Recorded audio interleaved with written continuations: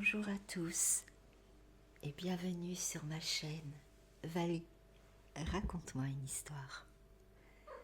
Nous sommes le 19 décembre et je vais vous raconter Les pierres de Plouhinec de Charles-Émile Souvestre. Très belle écoute à tous. Plouhinec est un pauvre bourg au-delà d'Hennebont, vers la mer. On ne voit tout autour que des landes ou de petits bois de sapins.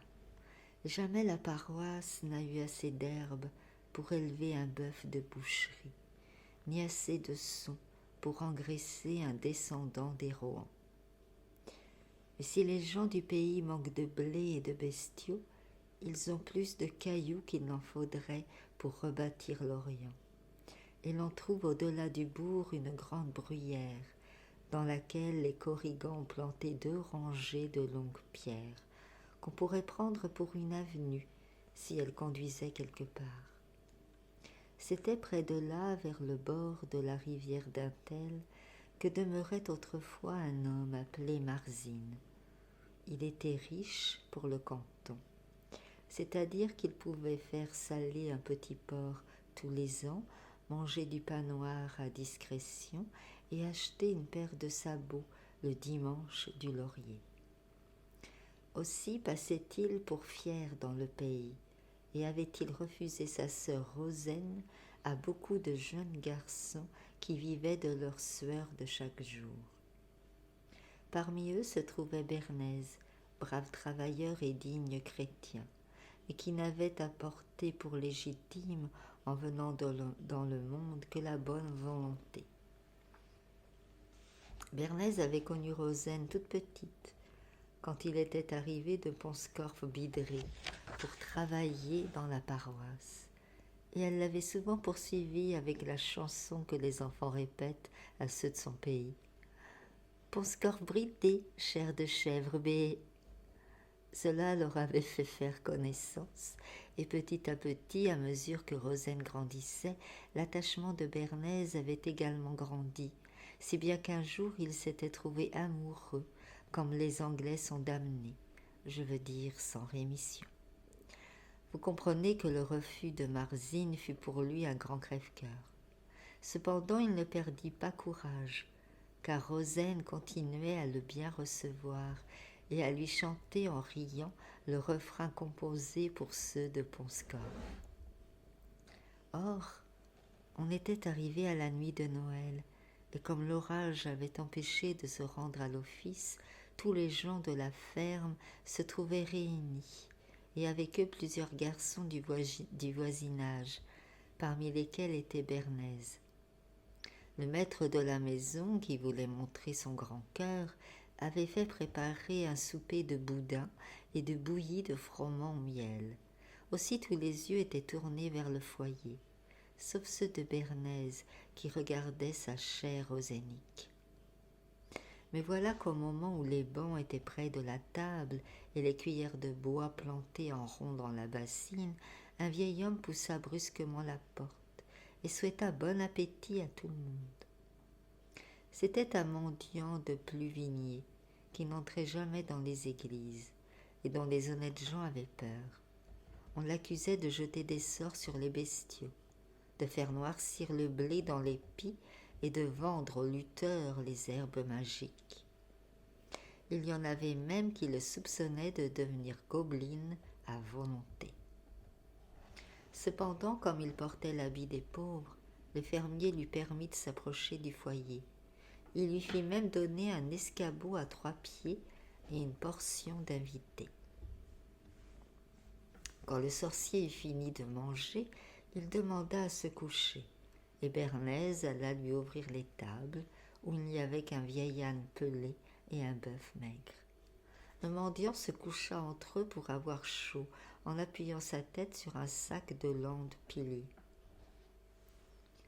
Et comme il allait tomber dans le sommeil, minuit sonna. Le vieil âne secoua alors ses longues oreilles et se tourna vers le bœuf maigre. « Eh bien, mon cousin, comment cela va-t-il depuis la Noël dernière que je ne vous ai parlé? demanda-t-il d'un ton amical. Au lieu de répondre, l'animal cornu jeta un regard de côté au mendiant. C'était bien la peine que la Trinité nous accordât la parole à la nuit de Noël, dit-il d'un ton bourru, et qu'elle nous récompensa ainsi de ce que nos ancêtres avaient assisté à la naissance de Jésus. Si nous devions avoir pour auditeur un vaurien comme ce mendiant. Vous êtes bien fier, monsieur de Kermeuglan, reprit l'âne avec gaieté. J'aurais plutôt droit de me plaindre, moi dont le chef de famille porta autrefois le Christ à Jérusalem, comme le prouve la croix qui nous a été imprimée depuis entre les deux épaules. Mais je sais me contenter de ce que les 3 personnes veulent bien m'accorder. Ne voyez-vous point d'ailleurs que le sorcier est endormi? Tous ces sortilèges n'ont pu encore l'enrichir, reprit le bœuf. Il se damne pour bien peu. Le diable ne l'a même pas averti de la bonne chance qu'il y aura ici près dans quelques jours. « Quelle bonne chance » demanda l'âne. « Comment » reprit le bœuf. « Ne savez-vous donc pas que tous les 100 ans, les pierres de la bruyère de Plouhinec vont boire à la rivière d'Untel, et que pendant ce temps, les trésors qu'elle cache restent à découvert ?»« Ah, je me rappelle maintenant, » interrompit l'âne. « Mais les pierres reviennent si vite à leur place qu'il est impossible de les éviter et qu'elles vous écrasent si vous n'avez point pour vous en préserver une branche de l'herbe de la croix entourée de trèfle à 5 feuilles. » « Et encore, » ajouta le bœuf, « les trésors que vous avez emportés tombent-ils en poussière si vous ne donnez en retour une âme baptisée? Il faut la mort d'un chrétien pour que le démon vous laisse jouir en repos des richesses de Plouhinec. » Le mendiant avait écouté toute cette conversation sans oser respirer. « Ah, chers animaux, mes petits cœurs, pensait-il en lui-même, vous venez de me faire plus riche que tous les bourgeois de Vannes et de Lorient. Soyez tranquilles, le sorcier de Pluvigny ne se damnera pas désormais pour rien. » Il s'endormit ensuite et le lendemain, au point du jour, il était dans la campagne, cherchant l'herbe de la croix et le trèfle à 5 feuilles. Il lui fallut chercher longtemps et s'enfoncer dans le pays, là où l'air est plus chaud et où les plantes restent toujours vertes. Enfin, la veille du jour de l'an, il reparut à Plouhinec avec la figure d'une belette qui a trouvé le chemin du colombier. Comme il passait sur la lande, il aperçut Bernaise occupée à frapper avec un marteau pointu contre la plus haute des pierres. « Que Dieu me sauve !» s'écria le sorcier en riant. « Avez-vous envie de vous creuser une maison dans ce gros pilier ?»« Non, dit Bernaise tranquillement. Mais comme je suis sans ouvrage pour le moment, j'ai pensé que si je traçais une croix sur une des pierres maudites, je ferai une chose agréable à Dieu, qui me le revaudra tôt ou tard. »« Vous avez donc quelque chose à lui demander ?» fit observer le vieil homme. « Tous les chrétiens ont à lui demander le salut de leur âme, » répliqua le jeune gars. « Et n'avez-vous point aussi quelque chose à lui dire de Rosaine ?» ajouta plus bas le mendiant. Bernaise le regarda. « Ah, vous savez cela, reprit-il. Après tout, il n'y a ni honte ni péché, et si je recherche la jeune fille, c'est pour la conduire devant le curé. Malheureusement, Marzine veut un beau-frère qui puisse compter plus de réals que je ne possède de bancs marqués. Et si je te faisais avoir plus de louis d'or que Marzine ne possède de réals ?» dit le sorcier à demi-voix. « Vous » s'écria Bernaise. « Moi. Que me demanderiez-vous pour cela ? Rien qu'un souvenir dans tes prières. »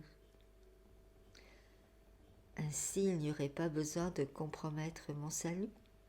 Il n'y aurait besoin que de courage. « Alors dites-moi ce qu'il faut faire, » s'écria Bernaise en laissant tomber son marteau. « Quand on devrait s'exposer à 30 morts, je suis prêt, car j'ai moins de goût à vivre qu'à me marier. Quand le mendiant vit qu'il était si bien disposé, il lui raconta comment, la nuit prochaine, les trésors de la lande seraient tous à découvert, mais sans lui apprendre en même temps le moyen d'éviter les pierres au moment de leur retour. Le jeune garçon crut qu'il ne fallait que de la hardiesse et de la promptitude, aussi dit-il. Vrai comme il y a 3 personnes en Dieu, je profiterai de l'occasion, vieil homme, et j'aurai toujours une pinte de mon sang à votre service, pour l'avertissement que vous venez de me donner.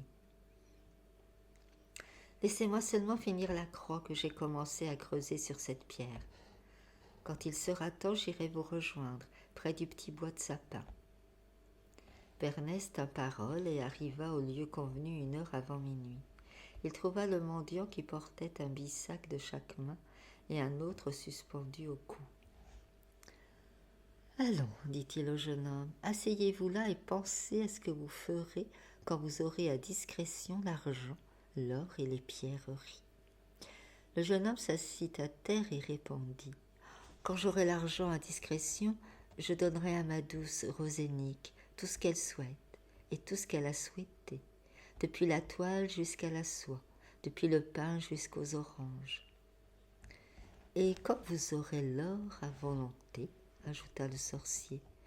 Quand j'aurai l'or à volonté, reprit le garçon, je ferai riches tous les parents de Rosénique et tous les amis de ses parents, jusqu'aux dernières limites de la paroisse. Et quand vous aurez enfin les pierreries à foison, acheva le vieil homme. Alors, s'écria Bernèse, je ferai tous les hommes de la terre riches et heureux, et je leur dirai que c'est Rosénique qui l'a voulu. Pendant qu'ils causaient ainsi, l'heure passait et minuit arriva. À l'instant même, il se fit un grand bruit sur la lande, et l'on vit, à la clarté des étoiles, toutes les grandes pierres quitter leur place et s'élancer vers la rivière d'Untel. Elles descendaient le long du coteau en froissant la terre et en se heurtant comme une troupe de géants qui auraient trop bu. Elles passèrent ainsi pêle-mêle à côté des 2 hommes et disparurent dans la nuit. Alors le mendiant se précipita vers la bruyère, suivi de Bernèse, et aux places où s'élevaient un peu auparavant les grandes pierres, ils aperçurent des puits remplis d'or, d'argent et de pierreries, qui montaient jusqu'au bord. Bernès poussa un cri d'admiration et fit le signe de la croix. Mais le sorcier se mit aussitôt à remplir ses bissacs, en prêtant l'oreille du côté de la rivière. Il finissait de charger le 3e, tandis que le jeune homme remplissait les poches de sa veste de toile, lorsqu'un murmure sourd comme celui d'un orage qui arrive se fit entendre au loin. Les pierres avaient fini de boire et revenaient prendre leur place. Elles s'élançaient, penchées en avant comme des coureurs, et brisaient tout devant elles. Quand le jeune homme les aperçut, il se redressa en s'écriant « Vierge Marie, nous sommes perdus !»« Non, pas moi, dit le sorcier, qui prit à la main l'herbe de la croix et le trèfle à 5 feuilles, car j'ai ici mon salut. Mais il fallait qu'un chrétien perdît la vie pour m'assurer ses richesses, et ton mauvais ange t'a mis sur mon chemin. Renonce donc à Rosaine et pense à mourir. » Pendant qu'il parlait ainsi, l'armée de Pierre était arrivée, mais il présenta son bouquet magique et elle s'écarta à droite et à gauche pour se précipiter vers Bernèse.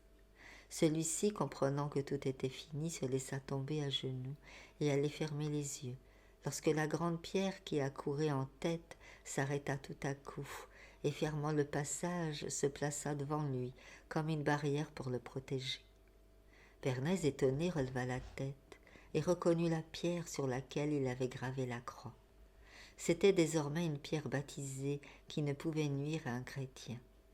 Elle resta immobile devant le jeune homme jusqu'à ce que toutes ses sœurs eussent repris leur place. Alors elle s'élança comme un oiseau de mer pour reprendre aussi la sienne, et rencontra sur son chemin le mendiant que les 3 bissacs chargés d'or retardaient.